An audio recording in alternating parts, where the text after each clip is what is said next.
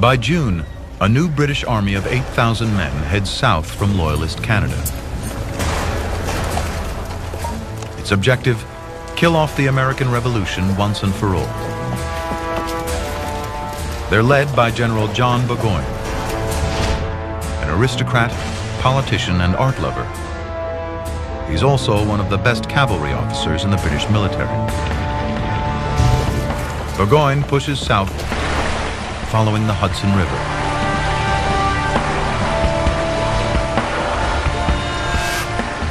His army is like a mobile city.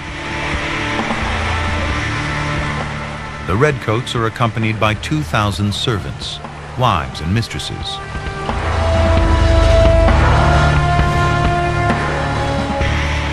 "200 supply wagons carry 84 tons of powder and shot, as well as silver and porcelain tableware for the officers' meals."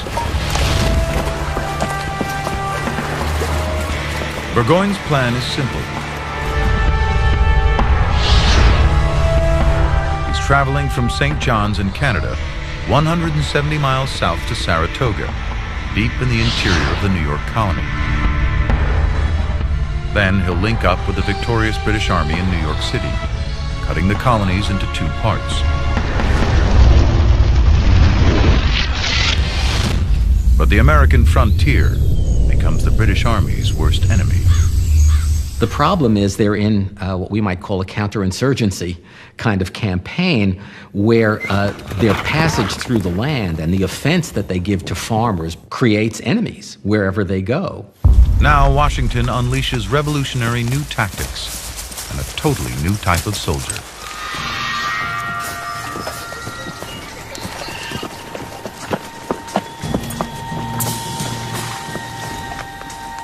Men who learned their skills on the frontier. So this army came together, an army of militia, an army of woodsmen, an army of sharpshooters, and we didn't play by the rules. British Redcoats are trained for open battlefields. Now they face rebel sharpshooters hidden in dense cover. Leading them, Daniel Morgan, hard drinker, gambler, brawler, and now the colonel of an elite corps of 500 riflemen. He was a self-made man, and although not educated at a great school, was a smart guy, was a tough guy, and was ready and willing to step up when the time called. He was the perfect guy to show up at the perfect time. Burgoyne's route takes him through dense forest over 5 times larger than all of England.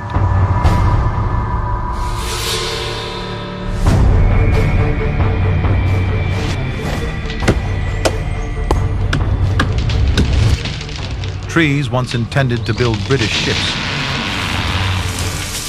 now become rebel roadblocks.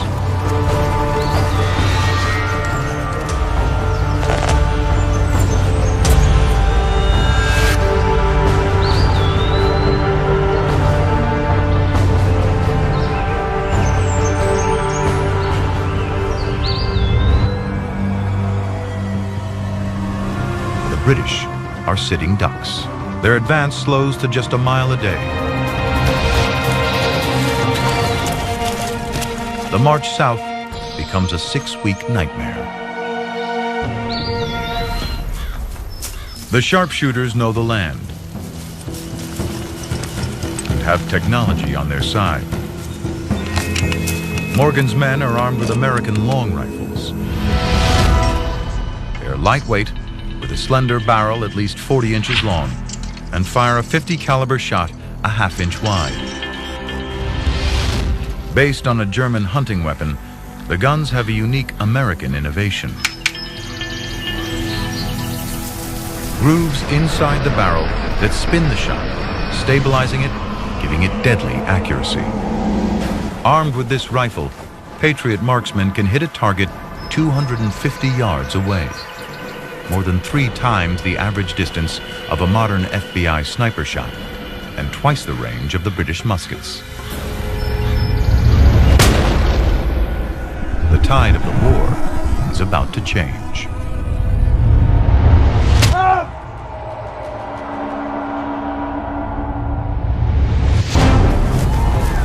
Morgan's plan: first take out Burgoyne's Native American scouts. 400 have allied themselves with the British to preserve their ancestral lands. But Morgan and his men now use traditional Native American tactics against them. They attack using speed, stealth, and surprise. After months of guerrilla warfare, all the scouts are dead or desert behind enemy lines. Any knowledge the Redcoats had of the terrain goes with them. The rebels are rewriting the rules of war, and they're about to do it again.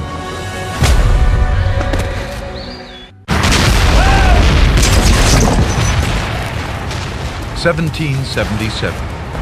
The American War of Independence is in its second year. New York and many parts of the colonies are in British hands. The rebels have been driven into the wilderness, but the fight back has begun. Patriot sharpshooters target a British army under General John Burgoyne.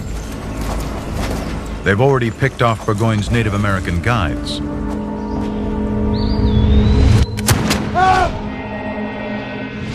Now the two armies meet near Saratoga. Here the rebels break the rules of 18th century warfare and start targeting British officers. The plan: leave the foot soldiers leaderless. Your officers tended to be your most educated guy. They understood the communication line. They understood exactly what the orders were. They were the source of trying to get something done on a battle space. In Britain's 53rd Regiment, all but one of its 11 officers are killed or wounded.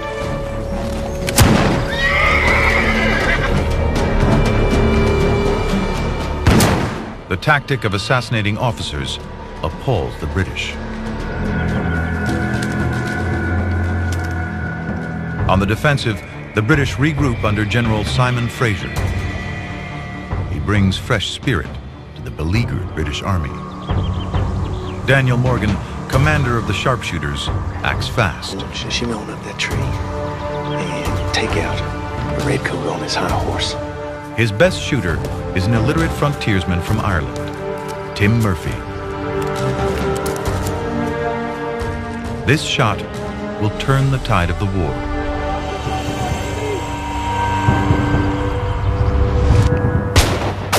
The first shot misses. This left.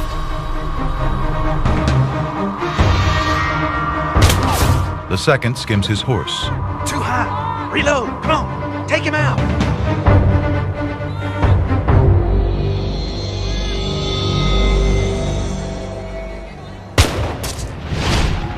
The third hits home.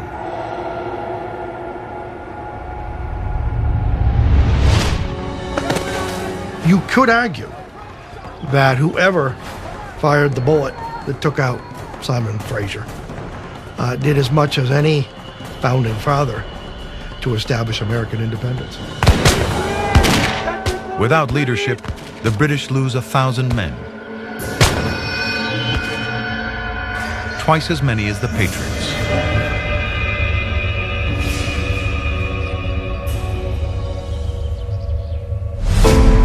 On October 17th, 1777, General Burgoyne surrenders. It's a turning point.